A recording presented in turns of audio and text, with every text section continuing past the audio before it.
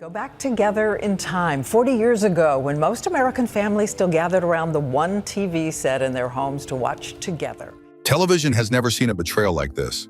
Happy Days gave America one of the most emotional goodbyes in TV history, but ABC ruined it overnight, leaving the cast stuck in the fallout. In 1984, the show planned to end with Tom Bosley's heartfelt farewell after 11 seasons with the Cunningham family. However, a mistake by ABC left fans upset and damaged the show's legacy.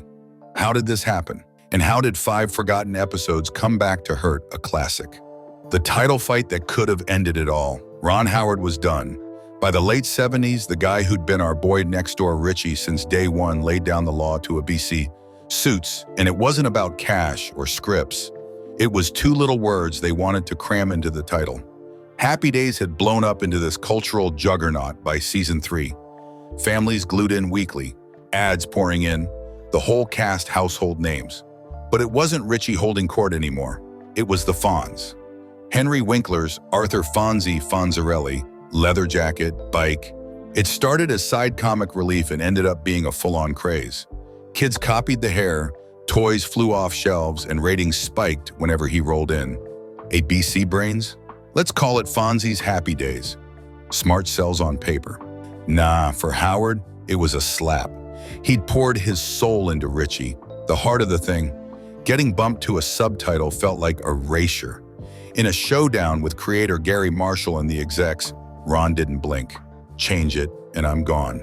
No ifs. Hollywood froze. 21-year-old kids staring down the machine over a title? Ballsy. But he won. They backed off, kept Happy Days pure. Winkler backed him too. Why mess with gold? My wins the team. Fonzie shone because of the balance. Richie's normalcy made the cool pop. That clash left bruises. Ron started eyeing the director's chair. Full control, no network meddling. This foreshadowed the bigger headaches ahead when ABC's Suits showed they cared more about slots than stories.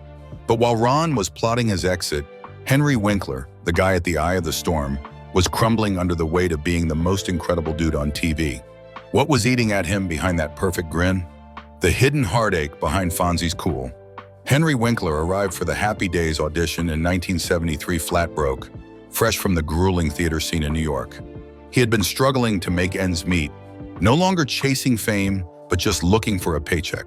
It's amusing that the actor destined to portray Arthur Fonzarelli, TV's ultimate cool guy, was incredibly nervous as he walked in. He impressively nailed the audition for a biker's sidekick meant for comic relief. And just like that, his life changed. By the 3rd season, Fonzie was no longer a supporting character. He had become the show's heartbeat. Kids recited his lines, stores struggled to keep his merchandise in stock, and fans sent mountains of fan mail. Henry went from being an unknown to a household name. Cover photos, interviews, and more letters than all the other cast members combined. Fonzie wasn't just a role, he embodied Henry. The leather jacket, the motorcycle, the slick hair, they became part of his identity. When the show wrapped in 1984 after 11 years, it wasn't just the end of a job. It felt like losing a part of himself. He described the experience as a sting, but that barely captured its depth. He faced a full-blown identity crisis. Without the distinctive snap that had made him famous, who was Henry? Hollywood struggled to see beyond his iconic character, creating a typecasting dilemma. Acting roles became scarce, and he worried about returning to his ramen noodle days. Fonzie was America's cool idol, but Henry was still that scared kid fighting for auditions inside. Throughout the 1980s, he worked hard, directing shows like MacGyver and taking on roles in films like Cop and a Half. The 1990s brought him a breakout role in Scream, comedic moments in The Waterboy, and recognition in Arrested Development. But the real triumph was winning an Emmy for HBO's Barry in 2018, proving he had depth as an actor. Reflecting on his journey, he acknowledges the pain of that post-Happy Days scar. Fame had given him the world, but nearly cost him his identity. While Henry grappled with his past, ABC was preparing a blunder that would make the show's struggles look like mere practice. What colossal mistake ultimately buried the show's essence? ABC's Olympic disaster that buried Happy Days. February 1984 should have been a slam dunk for ABC, as they secured exclusive broadcasting rights for the Sarajevo Winter Olympics. Expectations were high with the potential for high viewership, prestige, and an influx of advertising dollars. However, in all the excitement, they neglected a fundamental rule of television, giving rise to the first zombie show and tarnishing one of America's favorite series. The Sarajevo Olympics ran from February 8th to 19th. ABC cleared its prime schedule for skating, skiing, and hockey events.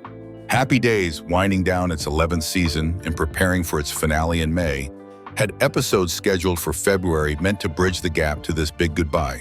The executives faced a decision. Should they delay the series finale until summer or stick with the original May date and deal with the bumps later? They chose the latter, damaging the storytelling.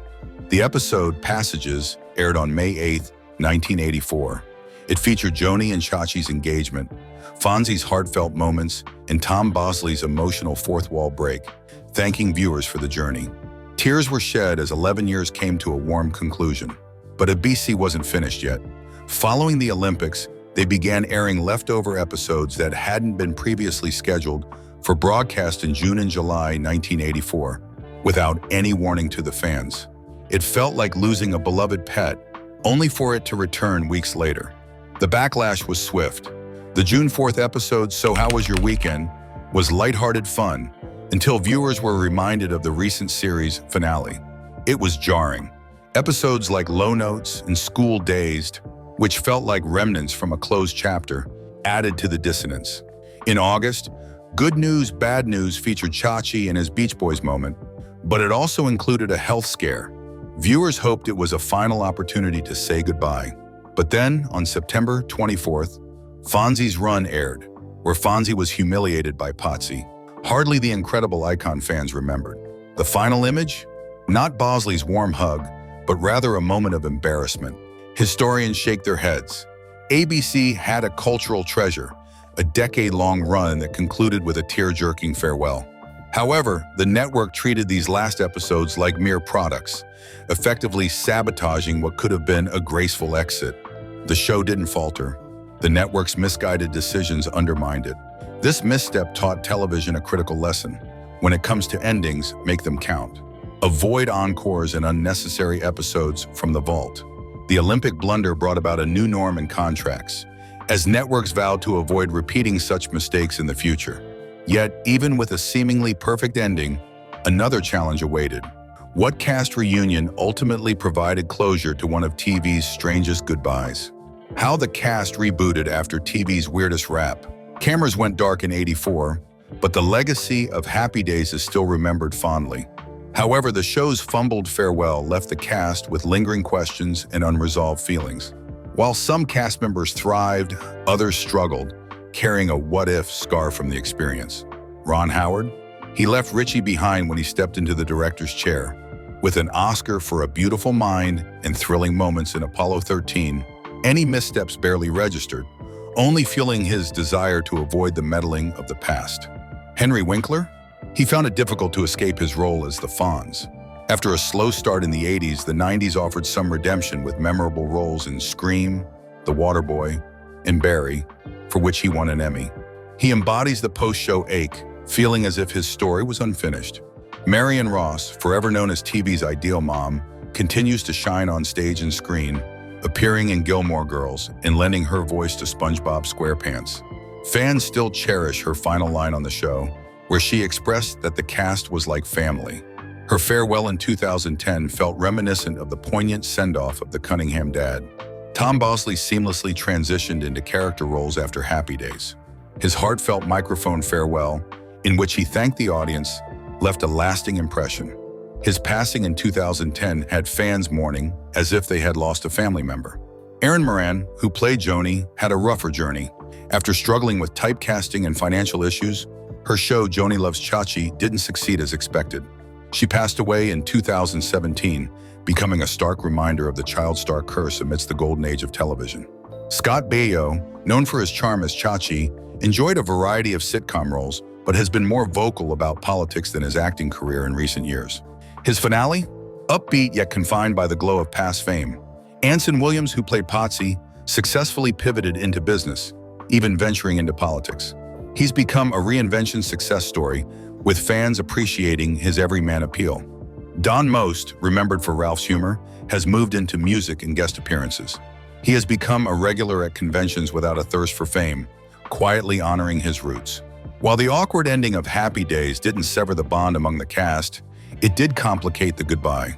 Fans are divided, some shed tears while others feel more detached. Looking ahead to the 24 Emmys, they plan a 50th anniversary celebration. Ron and Henry are set to appear, reminiscing with a jukebox nod and a fond snap as the theme blasts, eliciting cheers from the crowd. Critics have called it the do-over we deserved.